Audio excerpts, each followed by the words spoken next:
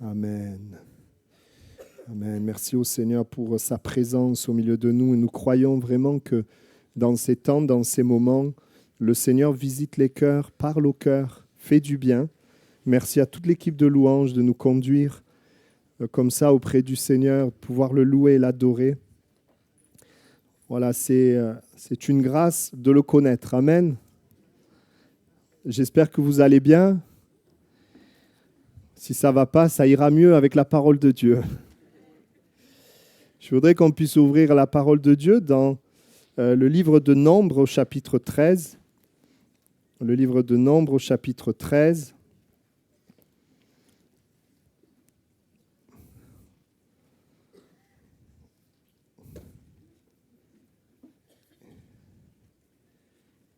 Et nous lisons le verset 1er, verset 2. L'Éternel parla à Moïse et dit « Envoie des hommes pour explorer le pays de Canaan que je donne aux enfants d'Israël. Tu enverras un homme de chacune des tribus de leur père. Tous seront des principaux d'entre eux. » Au verset 27, voici ce qu'ils racontèrent, donc tous ces hommes qui ont été envoyés. « Nous sommes allés dans le pays où tu nous as envoyés. À la vérité, c'est un pays où coule le lait et le miel, et en voici les fruits. Mais le peuple qui habite ce pays est puissant, les villes sont fortifiées, très grandes. Nous y avons même vu des enfants d'Anak. Les Amalécites habitent la contrée du Midi, les Étiens, les Jébusiens et les Amoréens habitent la montagne, et les Cananéens habitent près de la mer et le long du Jourdain. Caleb fit taire le peuple qui murmurait contre Moïse. Il dit « Montons, emparons-nous du pays, nous y serons vainqueurs. » Mais les hommes qui étaient allés avec lui dirent « Nous ne pouvons pas monter contre ce peuple, car il est plus fort que nous. » Et ils décrièrent devant les enfants d'Israël le pays qu'ils avaient exploré. Ils dirent « Le pays que nous avons parcouru pour l'explorer est un pays qui dévore ses habitants. Tous ceux que nous y avons vus sont des hommes d'une haute taille, et nous y avons vu les géants, enfants d'Anak. De la race des géants, nous étions à nos yeux et à leurs yeux comme des sauterelles. » Chapitre 14, verset 3. Pourquoi l'Éternel nous fait-il aller dans ce pays où nous tomberons par l'épée, où nos femmes et nos petits-enfants deviendront une proie? Ne vaut-il pas mieux pour nous retourner en Égypte? Et ils se dirent l'un à l'autre, nommons un chef et retournons en Égypte. Amen. Voilà, je voudrais partager ce matin dans ce texte, il y a cette réalité. Dieu, bien des temps avant, avait annoncé qu'il donnait. Il avait une promesse pour son peuple, non seulement de les libérer de l'esclavage, mais de les amener aussi dans le pays de la promesse. Et Dieu précisera que dans ce pays de la promesse, oui, il y a des ennemis, mais Dieu leur dit, je vous donne ce pays. Je voudrais rappeler pour chacun d'entre nous que Dieu a des promesses pour nous, mais que dans les promesses qu'il a pour nous, il y a des ennemis qui doivent tomber. Parfois, nous pensons que les promesses de Dieu sont juste des choses merveilleuses. Les choses merveilleuses, ça sera le ciel. Mais la réalité, c'est que nous sommes sur la terre avec des ennemis. Et voici que ces hommes n'ont jamais été aussi près de la promesse puisqu'ils vont explorer le pays, ils vont à l'endroit où Dieu leur a promis finalement de leur donner ce pays. Et ils vont et ils voient en effet que c'est bien un pays où coule le lait et le miel puisqu'ils en rapportent les fruits. Il y a devant eux la bénédiction, mais en même temps, ils voient aussi les ennemis. Ils voient aussi les ennemis et dans le texte que nous avons lu, ils vont faire un constat qui est négatif. Et ils vont en réalité exprimer la peur qui est là dans leur cœur. Savez-vous que la peur est un ennemi quand ce n'est pas de la prudence? La prudence, c'est une bonne chose. Mais la peur peut être un ennemi. Et il y a pour nous tous toujours le même schéma. Il y aura toujours une parole de Dieu, une parole de vie parce que Dieu nous aime, mais aussi de l'opposition. Parce que le diable existe, parce que le péché est une réalité. Et la foi négative, eh bien, c'est quand nous nous confions dans la peur. Quand la peur triomphe. Mais la foi que le Seigneur voudrait que nous ayons, c'est cette foi dans la parole de Dieu. Cette foi dans ce que le Seigneur a dit.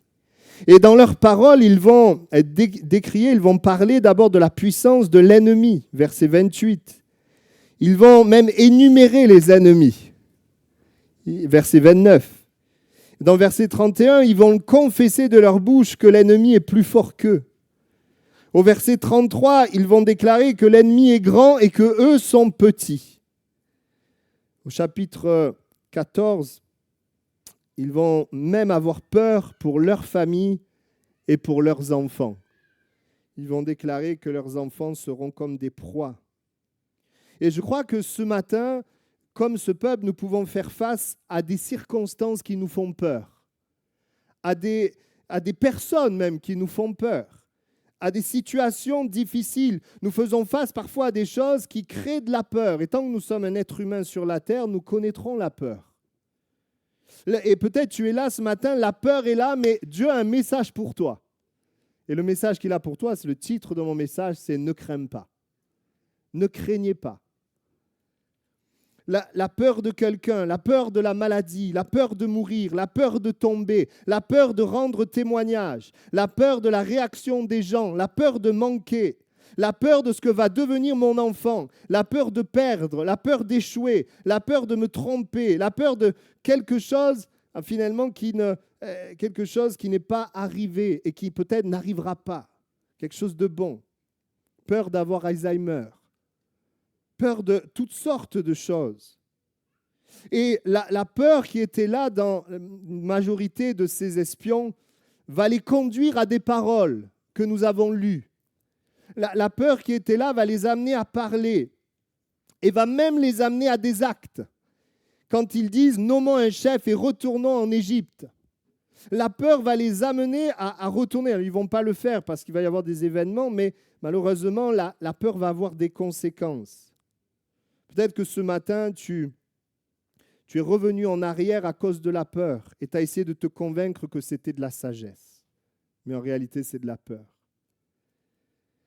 La peur est la conséquence de la chute dès la Genèse. C'est d'ailleurs une des premières choses que nous voyons. Lorsque Adam et Ève ont chuté, ont péché, une des premières choses qui apparaît, qui n'existait pas, qui n'était pas là avant la chute, après la désobéissance d'Adam et Ève, ce Genèse 3.10, eh bien, c'est qu'ils eurent peur. Il eut peur. La peur arrive avec la chute, le péché. La peur est ce que j'appelle souvent le péché socialement accepté. Ce n'est pas quelque chose qui semble très mal. Et pourtant, c'est une confiance. Et la peur, c'est comme considérer la situation sans Dieu. Et Dieu ne nous condamne pas, bien sûr. On le voit, il veut au contraire nous donner la victoire. Je ne parle pas, bien sûr, de prudence qui nous sauve et nous garde, mais la foi dans ce qui est négatif. La foi dans ce que nous voyons sans Dieu. Comme si nous approchions la situation et que dans l'équation, nous ne mettions pas Dieu. La peur vient quand tu exclus Dieu de l'équation. Et nous voyons, nous le savons pour la majorité des chrétiens qui lisons la Bible, il y a eu des conséquences puisque la peur va les amener à parler, va vouloir les amener à agir et va diriger leur vie. Vous savez que la bouche peut nous diriger vers l'échec, la frustration.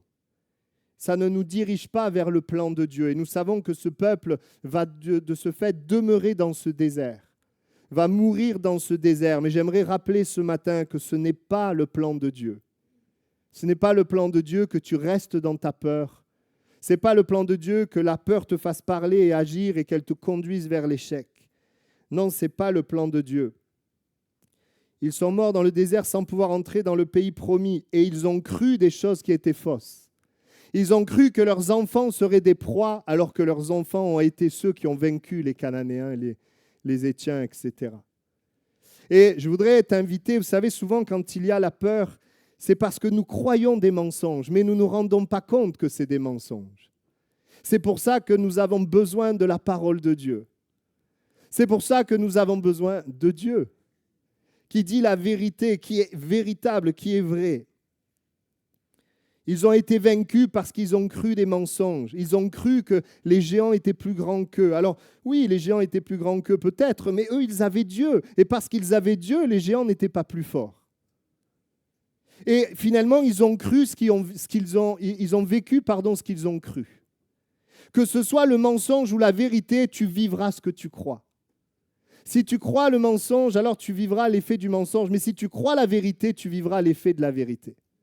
Et la Bible dit que quand tu crois la vérité, elle t'affranchit. Elle te libère. Quand tu crois la vérité, Dieu est glorifié. Quand tu crois le mensonge, Satan est glorifié. Et le Seigneur, ce matin, voit ceux qui ont peur, ceux qui vivent avec des craintes. Et je voudrais ce matin parler de Josué et Caleb qui, eux, sont entrés dans le pays promis. Et je voudrais ensemble qu'on puisse voir, mais qu'est-ce qui s'est passé? Comment eux ont-ils vaincu cela? Est-ce qu'ils avaient peur? La Bible ne dit rien. J'imagine que oui, mais la Bible ne dit rien. Par contre, la Bible nous montre ce qui est sorti de leur bouche.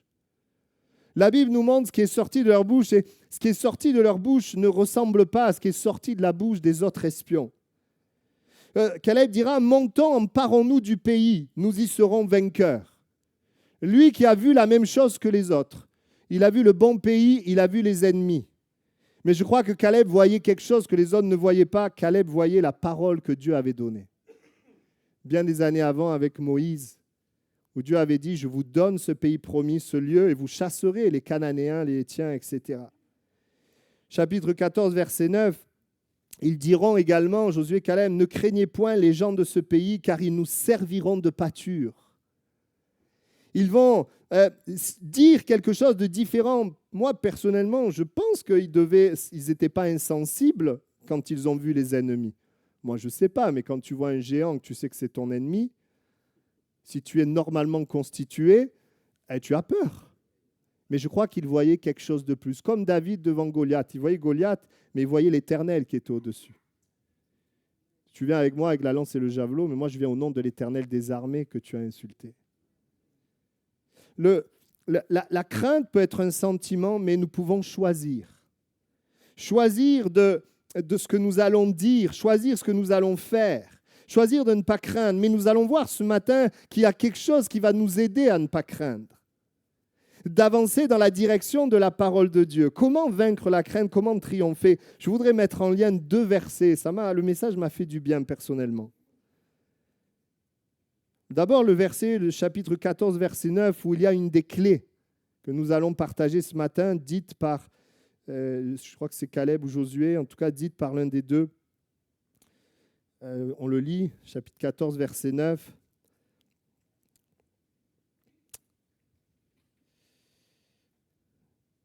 C'est tous les deux, ouais. Ne soyez point rebelles contre l'Éternel et ne craignez point les gens de ce pays, car ils nous serviront de pâture, ils n'ont plus d'ombrage pour les couvrir. L'Éternel est avec nous, ne les craignez point. Amen. C'est simple, hein? Et je voudrais mettre en lien ce verset, et on va expliquer ce matin, avec 1 Jean chapitre 4, verset 18. 1 Jean chapitre 4, verset 18, c'est vraiment ce verset que le Seigneur a mis sur mon cœur de vous partager ce matin. Certains pensent souvent que le contraire de la crainte, c'est la paix. Mais la Bible nous montre que le contraire de la crainte, c'est l'amour. 1 Jean 4, 18 dit « La crainte n'est pas dans l'amour, mais l'amour parfait bannit la crainte. Car la crainte suppose un châtiment et celui qui craint n'est pas parfait dans l'amour. » Qu'est-ce qui triomphe de la crainte et de la peur? Je sais que pour le moment, on ne voit pas le rapport entre ce que Josué et Caleb ont dit et ce verset, mais on va y arriver.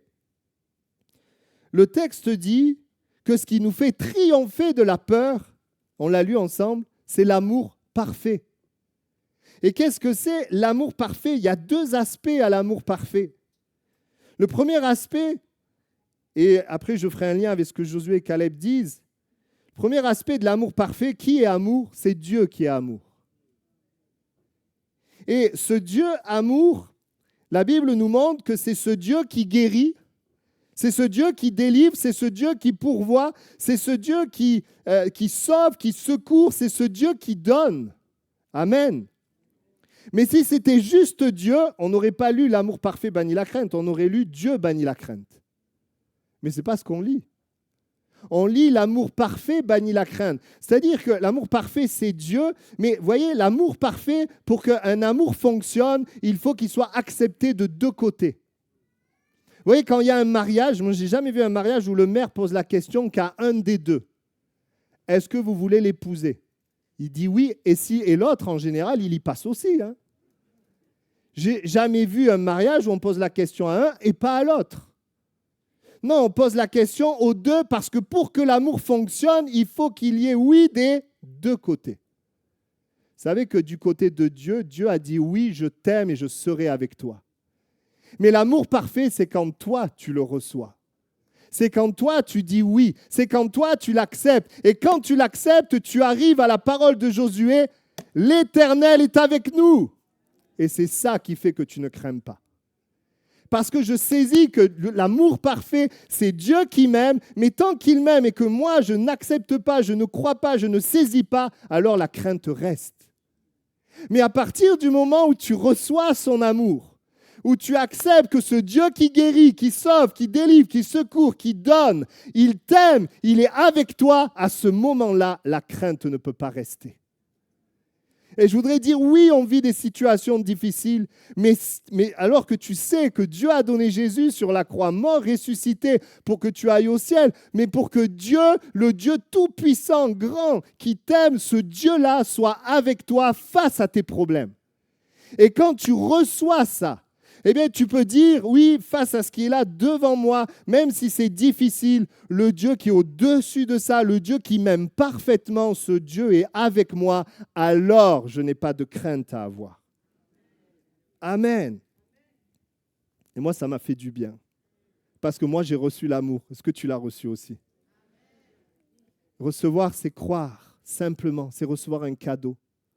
C'est dommage si quelqu'un vous offre un magnifique cadeau qu'il a payé, et que vous ne le recevez pas. Pour toutes sortes de raisons. Parce que vous vous sentez indigne, parce que vous dites non, c'est trop. D'ailleurs, des fois, on se fait ça, souvent. Non, ça va, c'est trop, etc. Mais on le reçoit. Et c'est quand on le reçoit qu'on en profite. S'il donne, mais que je ne l'ouvre pas pour toutes sortes de raisons, je ne peux pas en profiter. L'amour de Dieu envers les hommes, eh bien, c'est que Jésus est mort et ressuscité pour que il soit toujours avec toi. Et Jésus dira, je suis tous les jours avec toi jusqu'à la fin du monde. Et Romains 8 nous rappelle et parle au verset 35 d'une série d'ennemis. Et au verset 37, il dit, mais nous sommes vainqueurs par celui qui nous a aimés. Et il donne toutes sortes d'ennemis, toutes sortes de problèmes, mais la victoire, je voudrais te dire, bien aimé, quels que soient tes ressentis, quel que soit, on va en parler, ce que tu peux faire ou pas faire, si tu as reçu Jésus, tu l'as cru, eh bien tu peux chasser la crainte parce qu'il est avec toi. Et Josué et Caleb, ils avaient aussi la réalité, mais il y avait cette réalité qui semblait être au-dessus. L'Éternel est avec nous. Amen. L'amour parfait, c'est Dieu qui t'aime et qui donne, et c'est toi qui crois et qui reçois, et c'est ça qui bannit la crainte. Et c'est ça qui bannit la crainte. Il nous aime et nous avons accueilli, reçu son amour, sa présence, et cela nous suffit pour vaincre. Pourquoi? Parce que non seulement nous l'avons reçu, il est avec nous, et parce que tout simplement, dans les situations qui sont devant nous, il va s'impliquer parce qu'il nous aime. Il s'implique, et même si ça ne se passe pas comme on pense, même si nos raisonnements sont dépassés, eh bien cela n'enlève en rien qu'il nous aime. Dieu ne change pas. Il t'a aimé quand tu es venu à lui, il t'aime aujourd'hui. Et je voudrais voir simplement que nous sommes vainqueurs sur la crainte quand nous entrons dans l'amour de Dieu. Premièrement, quand j'entre dans son amour, quand je lui dis oui, quand j'accepte et je saisis que l'amour de Dieu, Jésus a donné sa vie. Pourquoi il a souffert autant? À cause du péché. Ce péché qui me détruit. Ce péché aussi qui amène la crainte. Et ça amène évidemment une œuvre dans mon cœur de repentance, de vouloir un changement, vouloir vivre différemment. Et je m'attache à lui, je crois en lui. Et son amour vient me donner le pardon, me donner la victoire. Et il vient m'accompagner dans ma vie de tous les jours. Amen. Et Josué, vous savez, il avait déjà dit oui à Dieu. Et dans le texte avant, nous voyons que Josué, il avait déjà ouvert son cœur à Dieu. Et la Bible dit qu'il venait avec Moïse dans la tente et qu'il restait dans la tente. Il aimait la présence de Dieu. Il avait déjà ouvert son cœur. Et c'est pour ça qu'il pouvait dire « L'Éternel est avec nous ». Tu ne peux pas dire « L'Éternel est avec toi » si tu ne reçois pas son amour. Mais tu peux le dire si tu le reçois. Et quand tu le reçois, et quand tu le crois, et quand tu acceptes Dieu, eh bien, ça change les choses. L'assurance vient dans ton cœur. La paix vient dans ton cœur. Et cela te permet de triompher de la crainte. Et le Dieu qui est avec toi agit dans les circonstances. C'est bon, mes bien-aimés, de pouvoir nous décharger sur lui de tous nos soucis. Parce que lui-même prend soin de nous. Tu ne peux pas te décharger si tu ne crois pas qu'il prend soin de toi. Mais tu peux te décharger, ça c'est un verset de la Bible, parce qu'il prend soin de toi. Amen. Son amour est extraordinaire. Et c'est merveilleux de savoir, quand nous ouvrons notre cœur à l'amour de Dieu, écoutez bien, peu importe ce que les gens me font, Dieu sera avec moi et je triompherai. Peu importe que les frères de Joseph, les vendus en Égypte, se sont mis contre lui, si Dieu est avec moi, qui sera contre moi ? Même si des hommes sont contre toi, si tu as reçu son amour, alors la crainte peut partir parce que Dieu te permettra de triompher malgré les hommes qui sont contre toi. Joseph a triomphé. Dieu s'est glorifié. Amen. Peu importe les circonstances, même le désert ne peut pas retenir celui ou celle qui dit « Seigneur, je crois dans ton amour ». Le désert n'a pas pu retenir Josué et Caleb. La conjoncture même économique, ce que nous vivons autour de nous, ne peut pas nous en empêcher Dieu, malgré tout le monde qui descend, eh bien que toi, tu vives le royaume de Dieu et que des personnes autour de toi soient attirées. Amen. Je pense au fils prodigue, cette parabole où la famine vient, mais même s'il y a la famine, il y a la maison du Père où il y a l'abondance. Amen. Je pense aussi aux géants qui sont devant nous. Je pourrais parler de David qui a vaincu ce géant. Même si les échecs sont là, même si on a des échecs, je pourrais parler de Moïse qui a eu cet échec de vouloir libérer le peuple d'Israël. Mais lorsqu'il a reçu la parole de Dieu et que Dieu était avec lui, là où il avait échoué, il a réussi parce que Dieu était avec lui. Amen. Même s'il y a des manques, je pense à Salomon qui disait « Mais comment je vais faire pour mener, pour mener ce peuple à bien ?» Bien, Dieu va donner la sagesse. Amen. Même dans ton contexte social, je pense à Gédéon qui dit « Mais moi, ma tribu, c'est la plus petite. C'est la plus pauvre, pardon. Et moi, je suis le plus petit. » Même ça, si Dieu est avec toi, eh bien, tu verras la gloire de Dieu et la victoire sur tes ennemis. Alors, Dieu voudrait t'encourager ce matin et te dire « Ne crains pas. » Même quand l'incompréhension est là, oui, ses voies ne sont pas mes voies, mais il est avec toi. Toi, tu ne comprends pas, mais lui comprend. Et ça suffit. Quand le cœur ne va pas bien, Paul dira, mais Dieu est au-dessus même de mon cœur. Si Dieu est avec moi, eh bien le Seigneur agira. Il y a quelque chose, parfois, il y a quelque chose qui ne bouge pas. Et ça, j'aimerais le déclarer. Il y a quelque chose qui ne change pas, qui ne bouge pas. Le Dieu qui m'aime comme personne, de manière désintéressée, qui m'aime de manière profonde, éternelle, plein de bonté, 1 Corinthiens 13, pas irrité, qui supporte tout, qui croit tout, qui espère tout, ce Dieu-là est avec moi. Et si je le crois, je n'ai rien à craindre. Je n'ai rien à craindre. Par contre, sans lui, j'ai des raisons de craindre, parce que le péché détruit et que le diable détruit. Mais lui est toujours là, les bras ouverts, à vouloir marcher avec nous. Et ça sera mon deuxième point. Mais il est important, pour pouvoir vaincre la crainte, l'amour parfait bannit la crainte. Oui, Dieu m'aime, il l'a prouvé avec Jésus. Il est important que tu répondes à cet amour, que tu entres dans cet amour. Un mariage ne peut pas être heureux si l'un des deux ne répond pas oui. Il faut que les deux répondent oui pour être ensemble et vivre ensemble. Amen. La Bible nous dit que lorsque nous disons oui à Dieu, eh bien, il y a un miracle qui se produit. Il nous transporte du royaume des ténèbres dans le royaume de son Fils bien-aimé. Alors, bien sûr, vous allez me dire, oui, mais on n'est pas au ciel. C'est vrai, on n'est pas encore au ciel. Mais comment ça se passe ? La Bible dit, le royaume, il est au milieu de vous. Le royaume, il est au-dedans de vous. C'est-à-dire que quand tu acceptes l'amour de Dieu, eh bien, Dieu, avec son règne, avec sa paix, avec sa joie, avec son amour, avec tout ce qu'il est, vient en toi. Et ça, c'est un miracle, c'est quelque chose d'extraordinaire. Alors après, on doit apprendre à vivre, à l'exprimer, à ce que ça s'exprime, parce qu'on est toujours dans un corps de chair avec une puissance de péché qui veut nous pousser dans des mauvaises directions. La difficulté, c'est que le royaume vient en moi, mais moi, je suis toujours dans ce monde où c'est le diable qui domine et qui dirige.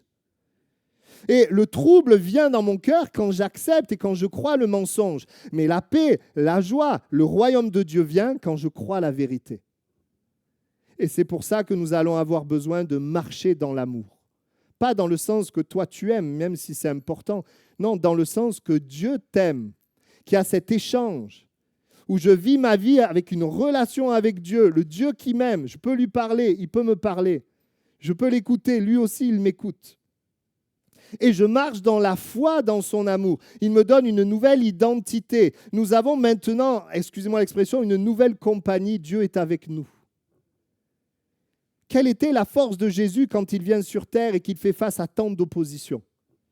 Vous le trouvez au moment de son baptême, quand le Père ouvre la bouche et dit « Voici mon Fils bien-aimé en qui j'ai mis toute mon affection. » Voici, Jésus va vivre les oppositions. C'est vrai, beaucoup d'oppositions, mais surtout, ce qui est important, c'est que Jésus, il vit un parfait amour avec le Père. Et Jésus sait que le Père l'aime et c'est aussi pour ça qu'il est prêt. Il vit certaines souffrances, il sait pourquoi, parce que cette souffrance va amener le salut de l'humanité. Mais nous voyons qu'il y a véritablement cette force. La force de Jésus, elle vient aussi, en tout cas c'est un exemple qu'il veut laisser pour nous, parce que c'est vrai que Jésus est Dieu, mais il vient dans le corps d'un être humain pour nous montrer un exemple que la source, c'est Dieu. Mais vous savez, quand Dieu dit « Voici mon Fils bien-aimé en qui j'ai mis toute mon affection lors du baptême », mais vous savez que c'est ce que Dieu dit le jour où tu t'es fait baptiser toi. C'est ce que Dieu dit le jour où tu t'es engagé. Il dit de toi « Voici ma fille, voici mon Fils bien-aimé en qui j'ai mis toute mon affection ». Mais ce qui fait qu'on craint ou qu'on ne craint pas, c'est à quel point on le reçoit, ça. Est-ce que tu le reçois, que Dieu il a mis toute son affection envers toi ? Parce que c'est ça qui te permet de voir la crainte être chassée et d'avancer malgré les oppositions. Oui, c'est ce que Dieu déclare de toi, même si tu n'es pas parfait, même s'il y a des choses qui doivent encore changer. Voici mon Fils bien-aimé. Amen. Vous voyez, ce n'est pas le don de cette parole qui va te donner de la force, c'est la réception de cette parole. Dieu le donne. Est-ce que je le reçois ? Et des fois, on ne le reçoit pas parce qu'on regarde ailleurs qu'à Dieu, qu'à la croix, qu'à ce qu'il a fait. On regarde à notre passé, on regarde notre indignité, on regarde dans toutes sortes de directions qui va amener finalement à entretenir la crainte. Mais j'ai besoin de regarder plus que jamais à l'amour de Dieu prouvé à la croix du Calvaire. Parce que c'est là que je vais avoir la force que peut-être je n'ai pas aujourd'hui. Et quand je vais mal, je voudrais dire ceci. À la différence des hommes, Dieu ne change pas. Son amour ne varie pas. Quand tu vas mal, Dieu t'aime pareil. Dieu t'aime intensément quand tu vas mal. Tu entends ? Comme dirait un rappeur chrétien, il t'aime passionnément à la folie et c'est tout. Quand on a des ados à la maison, on est obligé de... Quand je ne le comprends pas, il m'aime intensément. Quand il fait silence et qu'il y a la tempête, il m'aime intensément. Quand les gens proches, quand même les pasteurs te déçoivent, lui, il t'aime intensément. Et même la mort n'enlève pas son amour, il t'aime intensément. Et quand je reçois ça dans mon cœur, la crainte, elle est obligée de partir. Parce que le Dieu, je reçois son amour, mais il y a cette réalité que le Dieu qui est avec toi, ce Dieu grand et puissant, il conduit ta vie dans une direction. Il agit dans ta vie pour qu'il soit glorifié, non seulement sa gloire, mais pour que tu sois heureux, épanoui. On l'a chanté ce matin. Le bonheur et la grâce m'accompagneront. Ma vie, ta vie ne dépend pas des gens autour de toi, ne dépend pas de ton boulot, de tes projets, de l'issue de tes problèmes. Ne crains pas. Ta vie, si tu as donné ta vie à Jésus, elle dépend de Dieu, elle est dans la main de Dieu. Et même si dans le travail, ça se passe mal, t'inquiète pas, Dieu, il a quelque chose pour toi. Tu n'as pas besoin de t'inquiéter. Mais ce que tu as besoin, c'est de réaliser qu'il a mis en toi toute son affection, il est avec toi. Et c'est quand tu crois, quand tu reçois que tes paroles, les paroles qui sortent de ta bouche ne s'appuient pas sur la crainte et ce que tu vois, mais s'appuient sur la réalité de Dieu. Ton Dieu qui t'aime est au-dessus de tout ça. L'Éternel est avec nous et cela nous suffit pour vaincre la crainte, pour faire face aux Cananéens. Entrez dans cet amour. La Bible dit « Rien ne peut nous séparer de l'amour ». Et si Dieu est pour nous, qui sera contre nous ? On l'a chanté ce matin. Merci Fabien et l'équipe de louange, c'était merveilleux. Si Dieu est pour nous, mais est-ce que tu crois que Dieu est pour toi? Ou tu regardes tellement à tout ce qui ne va pas chez toi que tu acceptes les doutes que l'ennemi te propose? Parfois, nous sommes influencés par des choses, des ressentis, désir de succès, toutes sortes de choses, et à cause de ça, ça engendre des craintes. Mais la joie et la paix, elle ne vient que du fait que tu te reposes sur l'amour de Dieu. Tu te reposes sur le fait que Dieu t'aime. Si tu es influencé par le fait que Dieu t'aime, indépendamment de tout ce qui se passe, tu vivras la joie et la paix dans ton cœur. Josué et Caleb avaient cru dans l'amour de Dieu à un moment donné. Et malgré le désert, malgré l'incompréhension, ils pouvaient déclarer « Allons-y, l'Éternel est avec nous ». C'est l'amour parfait, Dieu qui m'aime et moi qui le reçois, qui bannit la crainte. Amen. Deuxièmement, marcher dans l'amour. Le deuxième point, c'est que quand Josué dit cela, il n'est pas en train de rencontrer Dieu. La rencontre a déjà été faite. Josué marche avec Dieu. Il marche pourtant dans le désert. Il marche pourtant dans une réalité difficile. Avec des gens qui se plaignent, il vit une réalité difficile. Mais parce qu'il marche avec Dieu, il y a quelque chose d'autre que la crainte qui sort de sa bouche. Il a marché déjà dans le passé, dans cet amour. On n'en parle pas souvent, mais en fait, Josué il faisait aussi partie de ce peuple qui est sorti et qui a vu les miracles de Dieu et qui a vu Dieu les sortir de l'esclavage. Et Josué, il est aussi celui qui a fait, et ça va être aussi dans ce point marcher avec Dieu, nous souvenir de l'amour de Dieu manifesté dans nos vies dans le passé. Il a vécu ce combat avec Amalek. La Bible dit qu'il a combattu et en haut sur la montagne, il y avait Moïse, Aaron et Hur qui levaient les mains. Il a déjà vécu des expériences de l'amour de Dieu. Il avait déjà vécu des victoires. Il a combattu avec les autres qui étaient là, les mains levées, qui est un signe de prière, d'adoration. Il a eu des victoires. Il a vu l'amour de Dieu dans son désert. Et ça, ce sont des choses qui deviennent une force pour nous dans les moments difficiles où la crainte nous assaille. C'est que, quelle que soit la crainte qui est là, quelles que soient les choses qui sont là, tout ça n'enlèvera jamais l'expérience de l'amour de Dieu que tu as fait dans le passé. Amen. J'ai cru que vous alliez dire Amen. Ben oui, parce que dans le passé, il nous a délivrés, il nous a guéris, il nous a sauvés. Et ton Dieu qui t'aime, il l'a fait, il le fera encore. Amen. Il le fera encore. Marcher dans l'amour. Il a vu Dieu le délivrer de l'Égypte. Il a vu les miracles. Il a fait l'expérience de la victoire contre Amalek. Il a eu ce temps aussi d'intimité avec Dieu.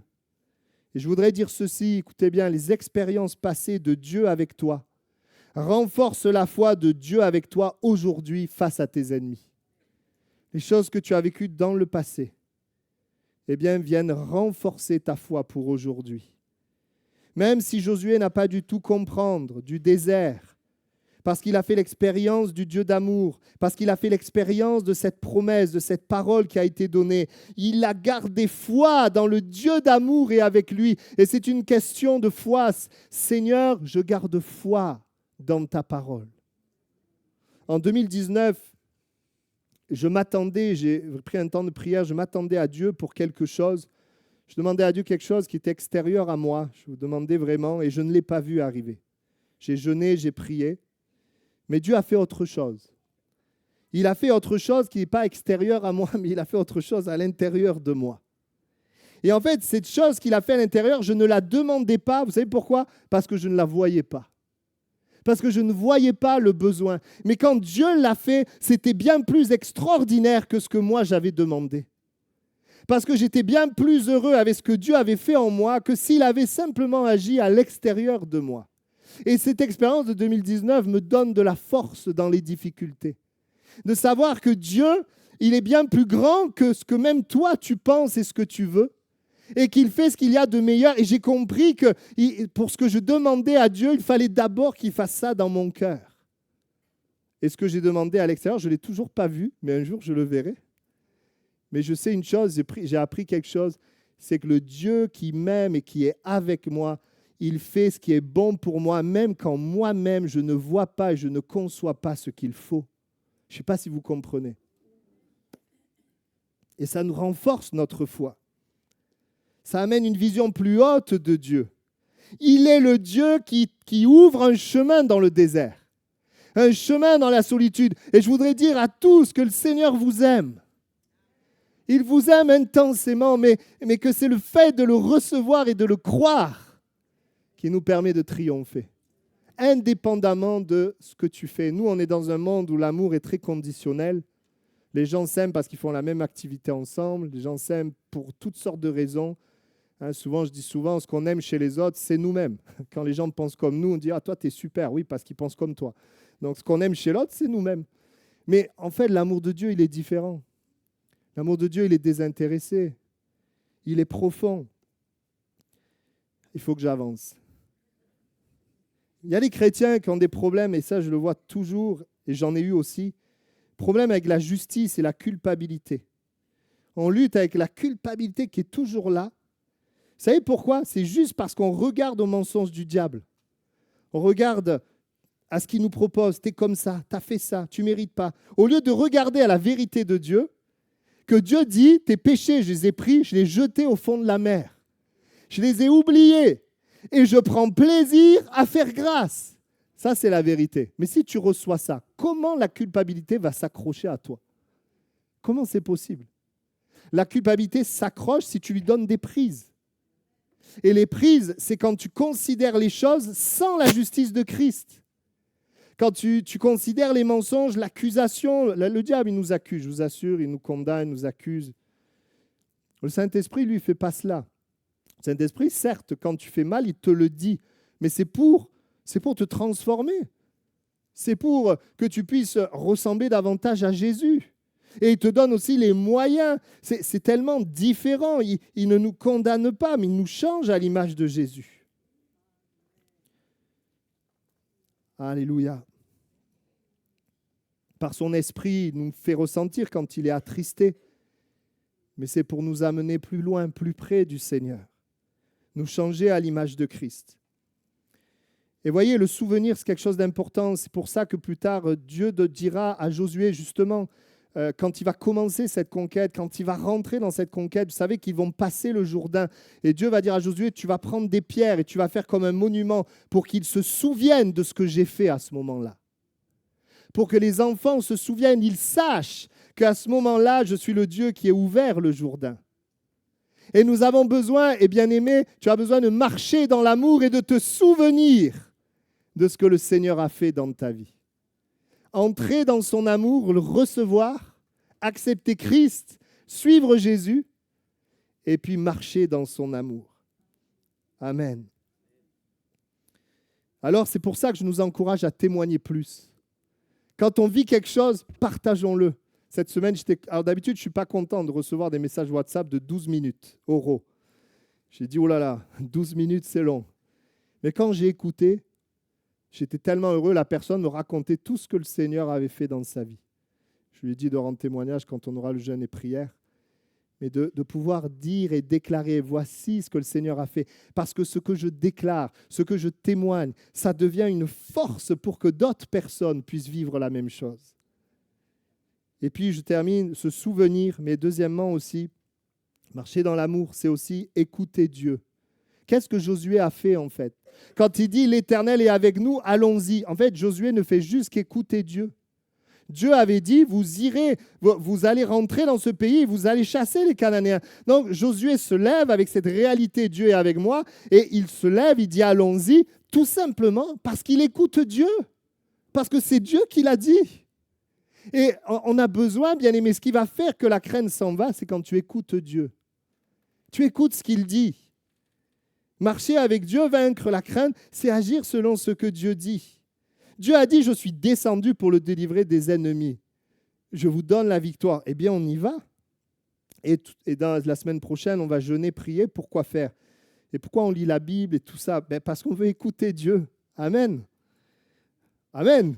On veut écouter Dieu, on veut l'entendre. Amen. Écoutez Dieu. Je termine. Ça fait combien de fois que je termine? C'est la dernière là. C'est important de ne pas craindre, mais aussi, j'aimerais dire, ne pas donner accès au destructeur. Parce que si on donne accès au destructeur, on a des raisons d'avoir peur. On veut, avec sa grâce, on s'approche de lui pour que les mensonges ne viennent pas s'attacher à nos cœurs, mais que nos cœurs s'attachent à la vérité. Quand je m'attache à la vérité, je donne accès à Dieu, accès au Saint-Esprit, ce Dieu qui m'aime. Et quand j'écoute les mensonges, je donne accès à l'ennemi, mais Dieu qui est fidèle bien, va me parler, va me montrer, va m'éclairer.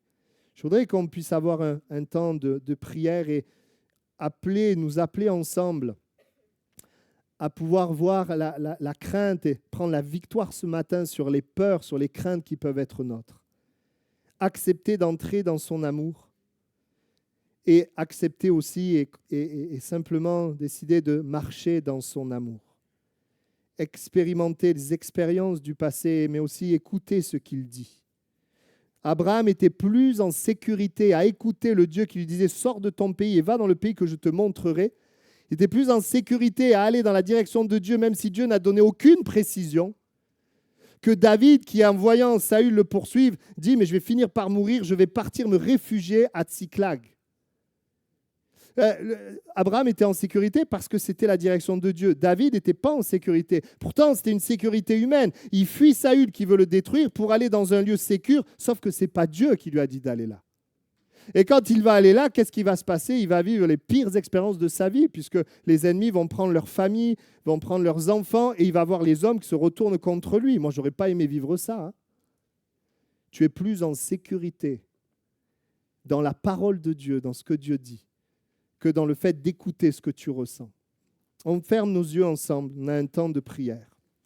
Et je voudrais faire aussi un appel. Merci Seigneur pour ta parole ce matin. Tu veux parler, mais tu veux aussi agir. Tu nous rappelles que l'amour parfait bannit la crainte. Cet amour parfait, c'est que tu t'es engagé à être avec nous dans ce monde difficile. Mais c'est aussi que nous le recevons par la foi. Et je prie pour que ce matin, des hommes et des femmes puissent accepter Jésus-Christ. Tu dis que nul ne peut venir à Dieu que par Jésus. Parce que tu es le seul, Seigneur Jésus, à avoir donné ta vie pour régler ce problème de péché et nous réconcilier avec Dieu. Je te prie pour que ce matin, quelqu'un ne vive plus tout seul, mais qu'il puisse maintenant entrer dans la famille de Dieu, que Dieu devienne son Père, qu'il puisse recevoir l'amour de Dieu. Merci de parler ce matin et de faire ce miracle. Je te prie également pour nous. Nous voulons marcher dans cet amour. Nous voulons rester près de ta parole, afin de ne pas nous laisser emporter par toutes les pensées, les raisonnements de ce monde qui créent de la crainte, qui créent de la peur. Mais nous voulons nous abandonner à cette vérité. Voici mon fils, ma fille bien-aimée, en qui j'ai mis toute mon affection. C'est la vérité, Seigneur. Et je prie ce matin que la parole de Dieu vienne chasser les craintes. Tu es le Dieu qui s'engage à conduire nos vies, même si nous ne contrôlons pas tout et nous ne savons pas tout. Il est bon pour nous de ne pas chercher à tout contrôler, mais il est bon pour nous à nous confier dans ton amour. Merci pour ce que tu fais ce matin. Amen.